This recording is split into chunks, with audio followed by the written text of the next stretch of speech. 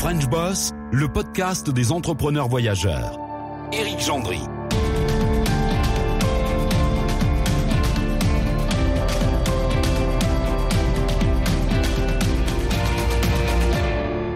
Bonsoir à tous, c'est un French Boss un petit peu différent qu'on va rencontrer ce soir en direct de New York.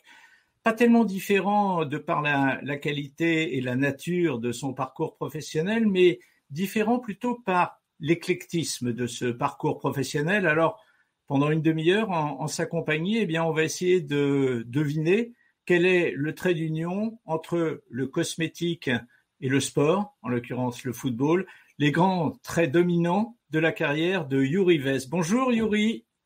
Bonjour Eric. Alors, vous savez comment ça se passe, French Boss. Pendant une demi-heure, on découvre quelqu'un qu'on ne connaît pas, qui a créé des entreprises à l'étranger et qui aujourd'hui occupe une fonction importante et qui réussit bien dans une ville autre que la ville de Paris. Yuri, je vais vous demander dans un premier temps d'aller un petit peu plus loin, de me dire qui vous êtes et puis de me raconter votre parcours. Bien sûr, merci tout d'abord de me recevoir, c'est un honneur d'être ici. Je suis diplômé en 2009 de Kedge Business School à Bordeaux, sur le campus de Bayonne, puisque j'avais l'opportunité de pouvoir être entre les deux campus. Je me retrouve à créer ma propre entreprise qui était une entreprise de soutien du commerce de proximité entre la France et l'Espagne. Nous avions inventé à l'époque la première carte sans contact qui pouvait être utilisée chez les commerçants de proximité. Et l'idée de cette entreprise était vraiment de favoriser le commerce de proximité. Donc, vous alliez chez le boucher, chez le charcutier, le poissonnier, le cordonnier, peu importe les corps de métier de commerce de proximité. Vous cumuliez des points de fidélité que vous pouviez dépenser dans tous les membres du réseau transfrontalier, que ce soit en France ou en Espagne. À l'issue de cette société qu'on a montée pendant 2 ans avec mon associé, 3 ans avec mon associé, j'ai eu l'opportunité de venir aux États-Unis, à Miami plus particulièrement, pour travailler pour une venture qui s'appelle Black Divine, qui est en fait un agrégateur de startups qui génère plusieurs startups dans le e-commerce, dans la rencontre, dans la e-reputation. Pendant 5 années, j'ai travaillé pour cette société et le président de cette entreprise qui s'appelle Ravi Truchot a l'idée, en rencontrant des anciens sportifs et des anciens footballeurs de haut niveau, de créer une académie de sport. Alors Ravi connaît ma passion pour le football, il connaît ma passion surtout pour le rugby, mais il me dit voilà, je sais que tu adores le football. Petit aparté qui certainement servira en étant à New York. Je suis fan du Paris Saint-Germain, je ne m'en cache plus désormais. Donc c'est aussi un lien avec ma patrie de naissance. Je me retrouve donc à travailler pour Ravi Truchot et Ravi me propose de lancer une académie de football. Donc cette académie de football démarre sans nom, elle s'appelait US Champion Soccer Academy. Et petit à petit, à partir d'une année, nous avons l'opportunité en fait de signer soit avec le Real de Madrid, soit avec le Paris Saint-Germain. Alors lui étant français, moi étant français, une bonne partie des coachs de l'époque étaient et sont également français. Et du coup, on se rapproche très rapidement du Paris Saint-Germain dans sa quête à l'international qui décide en fait d'étendre son rayonnement, d'étendre sa visibilité sur l'international et notamment le continent américain. Donc, nous signons avec le Paris Saint-Germain. De là va s'en suivre une aventure formidable. On va avoir près de 2500 enfants inscrits dans l'académie sous l'écusson du Paris Saint-Germain. Et nous décidons de créer un modèle d'une sorte de pyramide un petit peu à l'européenne, où en fait un enfant peut rentrer dans l'académie à 5 ans et se retrouver à l'équipe première lors de ses 16, 17, 18 ans. Et en fait, c'est vraiment une pyramide d'éducation sportive pour les enfants. Rentrez chez nous très tôt et vous pourrez derrière évoluer, être exposé. On a tissé des partenariats avec de nombreux clubs professionnels et semi-professionnels à travers le globe. Les 3 premières années de l'équipe professionnelle que j'occupais, nous signions 7 joueurs professionnels. Donc, on avait vraiment un rayonnement très, très intéressant. Et de surcroît, on a des partenariats qui se créent ici et là avec des équipes professionnelles, surtout en Europe. Donc, en fait, l'aventure est d'abord une vraie aventure humaine et sportive, puisque faire partie en fait d'un club de sport, c'est toujours une aventure humaine extraordinaire. Et puis après, en fait, pour la transition dans les cosmétiques, vous me posiez la question de savoir comment j'étais passé du football aux cosmétiques. En fait, la transition est assez simple. Avec mon épouse, nous sommes venus à New York. En fait, moi, quand je suis arrivé aux États-Unis, à Miami, c'était la première fois que j'arrivais aux États-Unis. Avec mon épouse, nous sommes venus visiter New York pour la première fois ensemble. Elle est américaine, donc elle connaissait déjà la ville. Et nous avons un vrai coup de cœur tous les deux sur cette ville. Donc, s'ensuit en fait une recherche de comment on va venir là, dans combien de temps on va venir là. Moi, le projet était très intéressant. Et vraiment, il s'avère que out of the blue, comme on dit en anglais, sortie de nulle part, Rachel, mon épouse, a une promotion pour venir à New York. Donc en fait, tout s'est accéléré très rapidement et nous voilà à New York. Et je cherchais toujours un travail et j'ai postulé pour rentrer chez Madame Glam, qui est une entreprise qui est un site e-commerce qui fait du gel pour les ongles. Donc c'est du vernis à ongles qui nécessite une lampe à UV pour sécher le vernis. Et me voilà chez Madame Glam depuis maintenant 3 ans et demi, l'un des plus heureux hommes de la Terre avec cette aventure, du e-commerce, du digital, du marketing, des lancements de produits, vraiment tout ce que j'aime faire au quotidien. Eh bien, quelle histoire, Yuri. Alors, donc, vous avez été entrepreneur au début de votre carrière. Aujourd'hui, vous êtes rentré dans le rang, c'est complètement idiot de dire ça, c'est pas du tout le cas. Vous êtes rentré dans une entreprise dans laquelle vous occupez des fonctions importantes. Est-ce que l'entrepreneuriat est quelque chose qui vous a déçu ou est-ce que c'est quelque chose que vous allez reprendre très certainement un jour ou l'autre? Alors, dans les 2 dernières expériences, hein, donc au Paris Saint-Germain Academy en Floride et aujourd'hui chez Madame Glam, je travaille bien sûr pour quelqu'un, mais je suis toujours entrepreneur, même dans l'âme, mais surtout dans l'exécution. J'ai une extrême liberté en fait dans la gestion de l'entreprise puisque je suis responsable de cette société comme si c'était la mienne. Je n'ai pas le titre de CEO, mais dans son fonctionnement, je gère l'entreprise de manière totalement indépendante.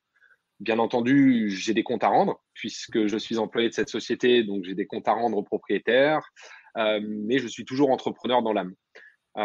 C'est vraiment ce qui m'anime, ce qui me fait plaisir le matin quand je me lève et ce qui me donne une extrême liberté de prendre des actions dans le bon intérêt, bien entendu, de l'entreprise, mais qui me permet aujourd'hui d'être très libre et donc finalement d'être un entrepreneur toujours actif aujourd'hui.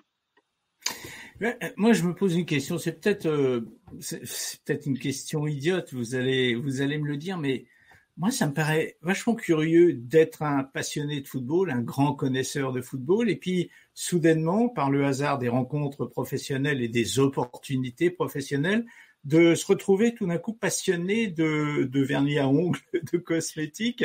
Il y a quand même 2 mondes là qui, me semble-t-il, mais vous allez peut-être me contredire, me semble-t-il, n'ont pas grand-chose à voir, non? Non, c'est des mondes qui sont absolument opposés. Et en fait, c'est ça qui m'a toujours stimulé, en fait, vraiment dans mes choix de carrière professionnelle jusqu'à présent, c'est de me dire finalement, quelle est l'opportunité professionnelle qui me permettra d'être heureux dans ce que je fais tous les jours. Et en fait, je vois un lien dans ce que je faisais dans le football, dans ce que je fais aujourd'hui dans les cosmétiques, dans ce que je faisais avant pour ma société. C'est que finalement, je gère des compagnies et mon but personnel et professionnel, c'est d'élever ces compagnies à un rang de notoriété, à un rang de connaissance de la marque, à un rang vraiment d'engagement avec les clients. Et aujourd'hui, effectivement, je pourrais travailler dans le football, je pourrais travailler dans les cosmétiques, je pourrais peut-être travailler dans un autre cœur de métier. Tant que le challenge en vaut vraiment la chandelle, je suis vraiment prêt à relever ce genre de défi. C'est vraiment ce qui m'anime, hein. J'aime être un multitask, donc je touche à beaucoup de choses. Et j'aime avoir des responsabilités qui permettent aussi, surtout, comme je l'ai dit, d'élever une société à un rang de notoriété assez important. J'y vois vraiment un enrichissement personnel, en fait, finalement, en me disant que en ayant travaillé avec une académie de football, des enfants, j'ai appris énormément sur le contrôle de soi, sur la pédagogie, sur un petit peu l'américaine. Quand j'arrive en 2011-2012 aux États-Unis, je suis finalement très français puisque j'ai très peu voyagé, j'ai une mentalité relativement française. Et le fait d'être entouré d'Américains, la façon dont ils travaillent m'a énormément appris dans le business, je dirais, à conduire des relations professionnelles avec des gens avec beaucoup plus de tact, en parcimonie, en étant vraiment beaucoup plus américain dans le fonctionnement. On parle souvent du customer service à l'américaine et du packaging à l'américaine. C'est ce que je m'efforce vraiment à faire au quotidien avec mes équipes, mais aussi à titre personnel. J'ai vraiment cette valeur de dire aujourd'hui, dans un monde de business qui est très, très important et très marqué, où il y a énormément de sociétés qui essayent un petit peu de tirer leur épingle du jeu, je suis vraiment persuadé que le marketing et le service client dans les relations humaines, mais aussi professionnelles, permettent d'accompagner les entreprises vers le succès. C'est un petit peu, je dirais, la clé de la réussite. Je vais revenir sur une phrase que vous avez prononcée tout à l'heure. Vous avez dit, et puis un jour, j'ai choisi de dire que j'étais un supporter du Paris Saint-Germain. Sous-entendu, avant, je le cachais. Pourquoi? Non, pas du tout. Ah, c'est ce que j'ai compris. Oui, peut-être que j'ai dit ça, mais si vous voulez, non, je l'ai jamais caché. En fait, quand nous étions à Miami, il n'y avait pas vraiment de supporterisme ou de club de supporters du Paris Saint-Germain. Et en fait, en arrivant à New York, ça a vraiment été, je dirais, ce qui m'a permis de démarrer dans une vie sociale avec des gens aux États-Unis, à New York. C'est que New York a le plus ancien club de supporters du Paris Saint-Germain du monde. Donc New York était le premier club, il a été fondé en 2006. Le PSG Club New York a été fondé en 2006 et donc le plus vieux club de supporters aux États-Unis. Et lorsque je suis arrivé à New York, je n'ai jamais eu peur, mais je n'avais pas peur de dire que j'étais supporter du PSG puisque j'avais d'autres personnes avec qui je pouvais me retrouver, voir les matchs, passer du temps avec.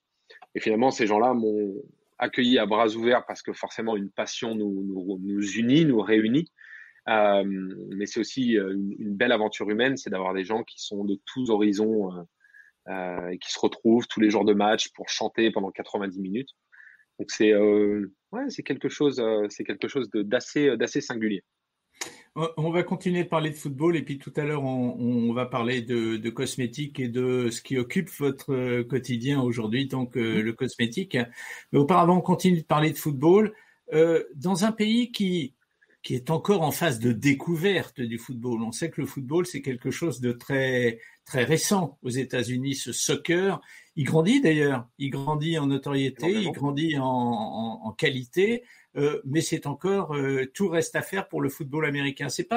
On se sent pas un peu décalé il y a quelques années, quand on parlait de football aux États-Unis, est-ce qu'on se sentait pas un petit peu décalé devant des gens qui vous disent ce qui nous intéresse c'est la NBA, ce qui nous intéresse c'est le foot américain, mais le football, le soccer, non? Est-ce que vous êtes arrivé déjà oui bien sûr. Alors en étant en ayant vraiment mis les pieds dedans avec une académie, avec une équipe première qui était en deuxième division américaine, j'ai vraiment touché et titillé de près le football en lui-même avec son mode de fonctionnement qui est franchisé comme tous les autres sports américains.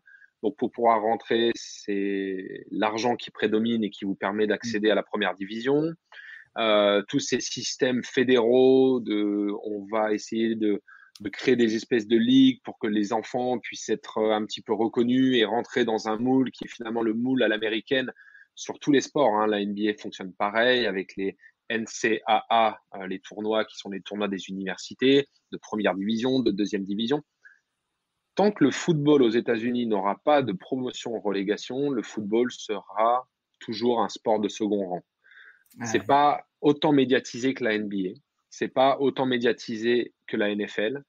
On le voit bien, les joueurs à l'étranger qui réussissent, qui viennent des États-Unis ou du Canada, on pourrait presque les compter sur les doigts de deux mains.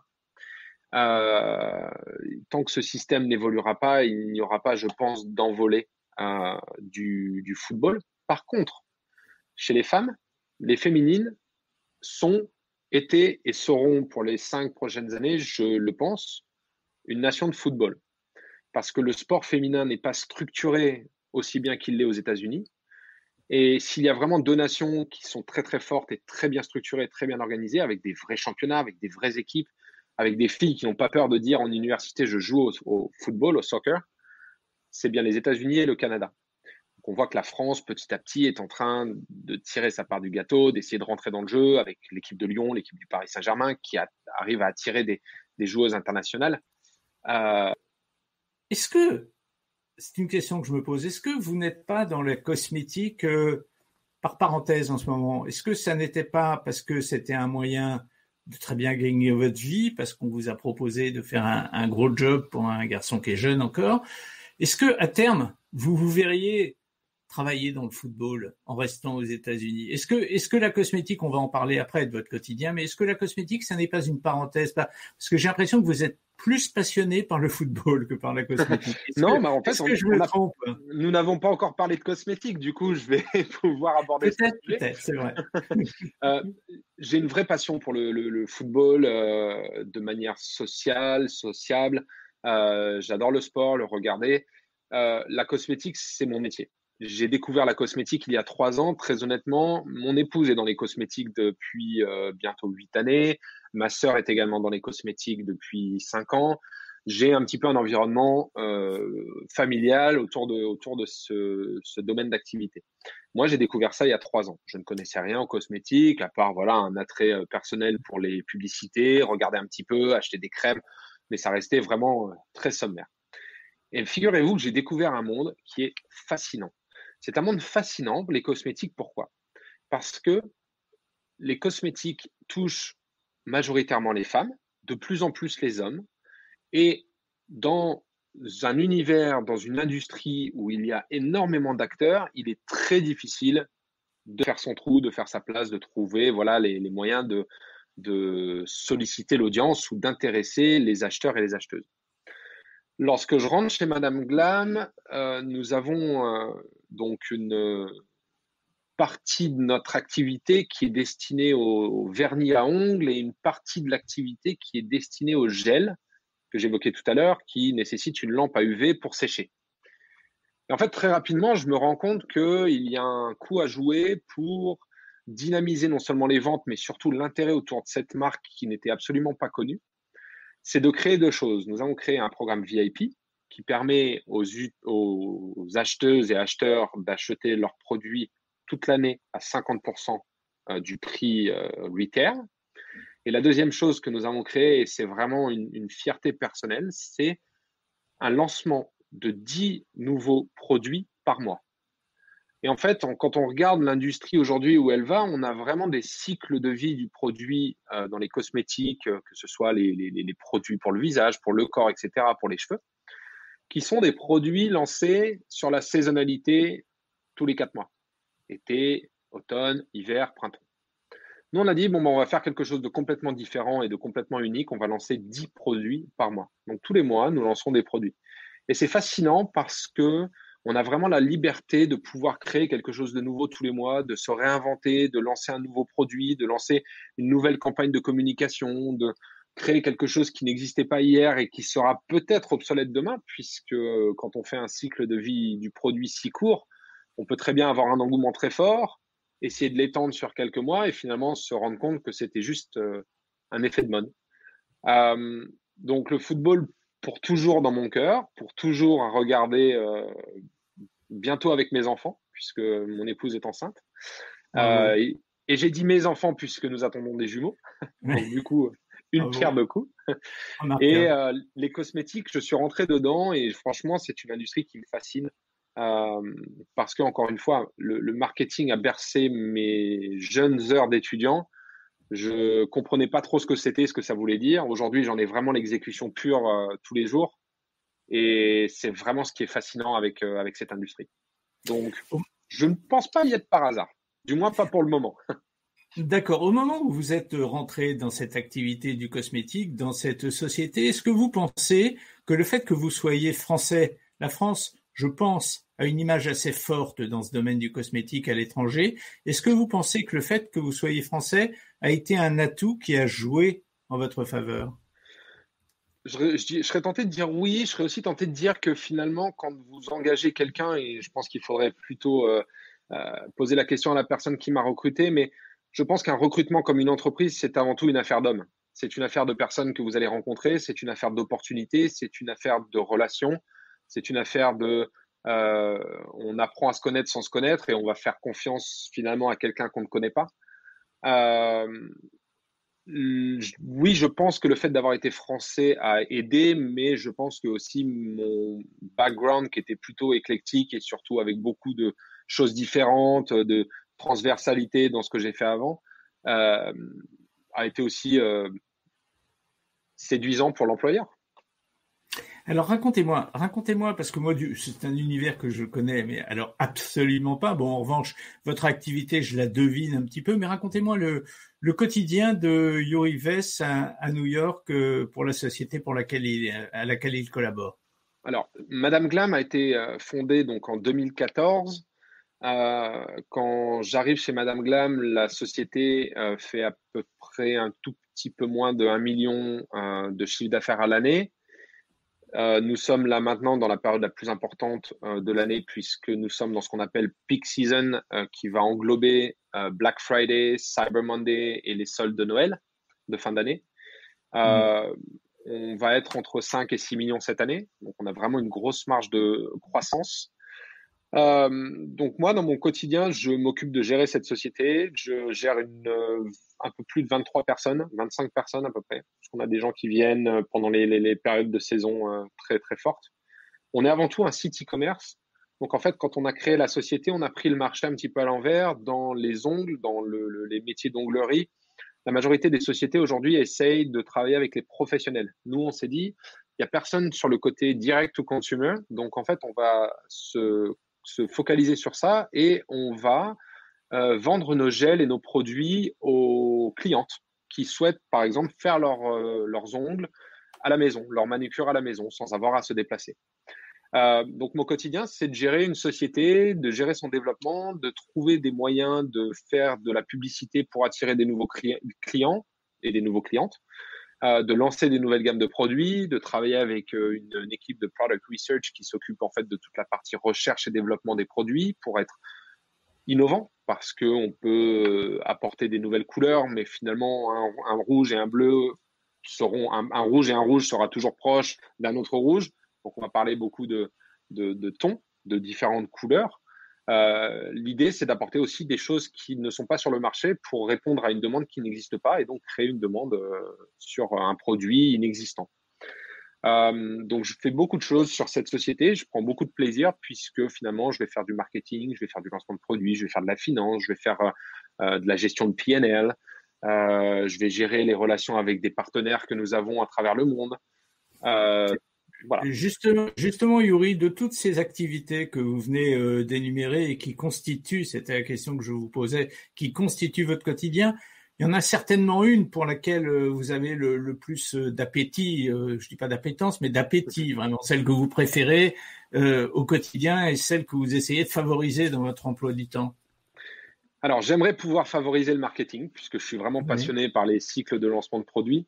Malheureusement, je peux pas me le permettre parce qu'en fait, en étant gérant de cette société, forcément, je vais être obligé de faire d'autres choses dans ma journée. Je passe beaucoup de temps à brainstormer avec les équipes digitales, donc tout ce qui est réseaux sociaux, marketing, pour en fait savoir finalement lorsque un client ou une cliente vient chez nous, lorsque nous récupérons son adresse email ou lorsque nous récupérons sa donnée, ça peut être son téléphone portable par exemple qui nous est donné, que faisons-nous de cela? À quel moment on va discuter avec elle? À quel moment on va engager avec cette personne? Et en fait, c'est un petit peu le nerf de la guerre, c'est de savoir comment on engage avec les clientes en ligne pour ne pas, les fatiguer, mais surtout pour les captiver et les pousser à venir acheter chez nous. Lorsque vous êtes dans un shop classique, un retail, un magasin qui a pignon sur rue, une personne rentre dans votre boutique, peut-être que l'achalandage ne va pas lui plaire, la personne va faire un tour et au moment où elle va partir, vous avez toujours cette force de vente qui est le vendeur qui va pouvoir dire « Hey, excusez-moi, est-ce que vous cherchez quelque chose en particulier? Est-ce que je peux vous appeler? Est-ce que je peux vous aider? Est-ce que je peux vous apporter une réponse ?» Dans le web, c'est quasiment impossible de faire ça. Vous avez un visiteur qui arrive sur votre site. Si l'utilisateur souhaite cliquer sur la petite croix pour fermer la fenêtre, il existe de nombreuses automations pour essayer de garder l'utilisateur sur le site, mais c'est très compliqué de faire ça. Donc, je dis souvent que dans le web, on a une seule chance de captiver l'attention de l'internaute. Donc, en fait, toutes ces étapes sont fascinantes parce que, en fait, aujourd'hui, on a de nombreuses technologies qui nous permettent de travailler avec les utilisateurs, d'interagir avec eux, de leur envoyer de l'information. Mais il faut toujours trouver la bonne information au bon moment. Je reçois des newsletters à peu près de toutes les industries du monde, des vêtements, de la chaussure, des accessoires, des laptops, de l'électronique, de la cosmétique. Il y a beaucoup à faire. Et autre question, ce sont des métiers, le cosmétique, mais d'autres métiers de ce genre, les métiers, tout ce qui touche aux fringues, à la mode, tout ça, ce sont des métiers, je dirais au départ, à sensibilité féminine. Quel est l'apport d'un homme en termes, par exemple, je ne parle pas en termes de finance ou de choses comme ça, mais en termes de marketing, en termes d'idées, quel peut être l'apport d'un homme dans une société comme celle-là? Est-ce qu'il a forcément un regard différent de celui de la femme, complémentaire ou contradictoire avec celui de la femme? Alors, c'est une question très sensible. C'est une question très sensible parce qu'en fait, personnellement, je suis pour vraiment, de manière très transparente, je suis pour l'égalité des sexes. Et en fait, la cosmétique est aujourd'hui une industrie qui est fortement touchée par, vous savez, ce qu'on appelle les C-level, donc CEO, COO, etc., les personnes qui sont les plus haut placées, je vais dire, dans une pyramide hiérarchique dans une entreprise. Dans les cosmétiques, c'est souvent les hommes qui sont tout en haut. Et en fait, très sincèrement, je ne comprends pas ce qui justifie cela. Est-ce que c'est historique? Est-ce que c'est… Alors aujourd'hui, on a beaucoup de changements, notamment dans les grandes entreprises comme Estée Lauder, comme L'Oréal, etc., qui vraiment essayent de redistribuer les cartes. Je ne sais pas quel rôle je peux avoir en plus d'une femme, parce que je pense que vraiment nous sommes égaux sur cette question. Je pense que mon œil sera plus masculin, forcément. C'est pas une réponse de Normand ou de Basque, puisque je viens de là-bas. C'est une réponse très honnête. Je pense que simplement, c'est un regard différent. Et je pense que c'est parce qu'on va avoir une différence de point de vue et de visibilité ou de vision sur un sujet qu'on va créer quelque chose d'unique dans ce qu'on va proposer aux clientes. Yuri, ça fait plus de 30 minutes là qu'on discute ensemble, donc on est en train de déborder. Je voudrais néanmoins vous poser une dernière question dont on ne peut évidemment pas faire l'économie. C'est la période actuelle, même si elle évolue tous les jours. Là, on est à la fin de l'année. Le virus, il est encore présent, ce Covid.